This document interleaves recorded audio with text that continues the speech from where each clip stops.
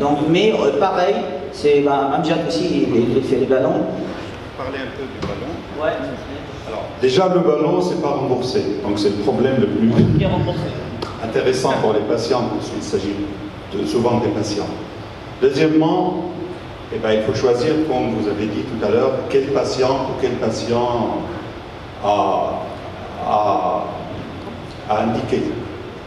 Troisièmement, j'avoue qu'après la Covid, parce que je faisais beaucoup de ballons avant la Covid et très peu de ballons après la Covid. Je ne sais pas pour quelle raison, peut-être pour des raisons financières, je ne sais pas pourquoi, on fait moins de ballons. Mais le ballon, c'est un problème, parce que le ballon, on va le poser soit pour 6 mois, soit pour 12 mois, pour 1 an. Et au bout d'1 an, le patient, il n'a plus le ballon, donc il va remanger comme avant. Donc, c'est un effet provisoire, ce n'est pas un effet durable pour longtemps. C'est pas comme pour une sleeve, par exemple une sleeve ou un bypass ou un anneau gastrique, voilà. C'est ça le vrai problème. Tout en sachant que, comme je rejoins ce que vous avez dit tout à l'heure, donc chaque patient c'est un cas particulier. Donc on est obligé de passer par la RCP. Moi c'est mon point de vue actuellement. Merci. Merci à toi. Je pense qu'il y a quand même un mot-clé qu'on a oublié de dire, parce que c'est vrai, le temps ça ne me permettra pas beaucoup. On commence, je ne sais pas si tu le fais, Hussein, on commence par arrêter à culpabiliser le patient. C'est-à-dire, on commence par arrêter de lui dire que tu es obèse, tu es en surpoids, arrête de bouffer parce que franchement, ça vient que de toi. Et bien, en fait, que non, ça c'est un beau message, il faut qu'on le prenne tous. L'obésité, c'est une maladie polypathologique, c'est un syndrome métabolique quelque part. Donc ils ont vraiment un problème. Il peut manger comme moi, mais il peut prendre 2 fois plus que moi, ou moi. Donc déjà, en fait, il faut qu'on le prenne et qu'on le traite le patient, peut-être, tant qu'un patient. Et en fait, il a un problème. Il a une victime quelque part. Non? Qu'est-ce que t'en penses, toi? Tu le vois des choses comme ça ou pas? Ah, si, en fait, c'est ça l'intérêt qu'elle me dit. Il faut le mettre dans le circuit, les préparations, dans une période cadrée qui va avoir tous ces soutiens psychologiques. Moi, je suis d'accord avec toi. Aujourd'hui, tu ne peux pas prescrire un médicament à un patient en surpoids obésité, le revoir dans 6 mois.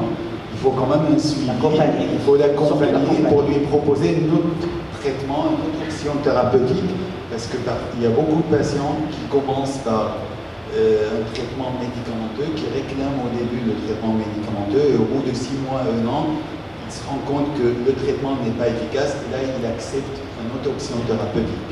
Il paraît que toutes les techniques du monde, tous, sans exception, tous, au bout de certains moments, ils peuvent récidiver.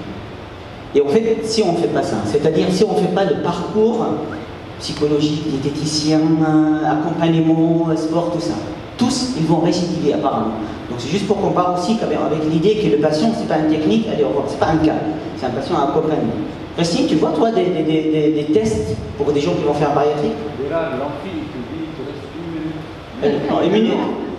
Voilà. 1 minute. Alors non, en fait, je crois que vous les médecins, vous n'allez jamais penser que l'obésité, elle peut être d'origine intolérance alimentaire.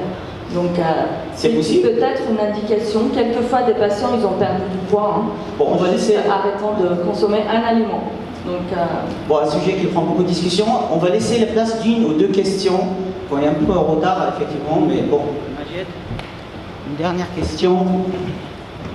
Merci, Démon. C'est pas une question, en fait, c'est un commentaire concernant les allergies non IgE-médiées, on appelle IgG.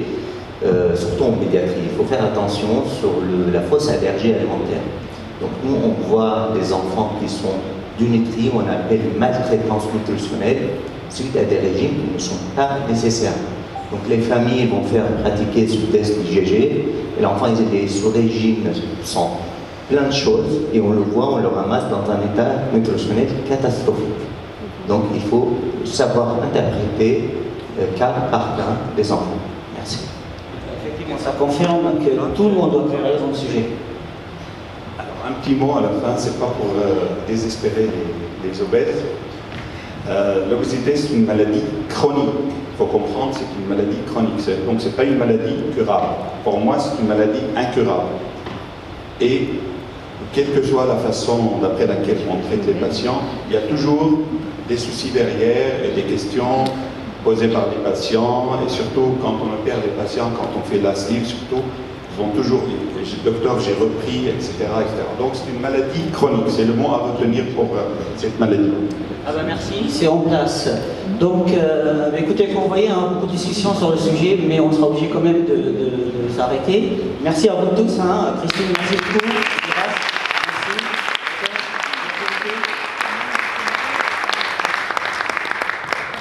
Et enfin, on va quand même clôturer avec un sujet qui nous intéresse toujours.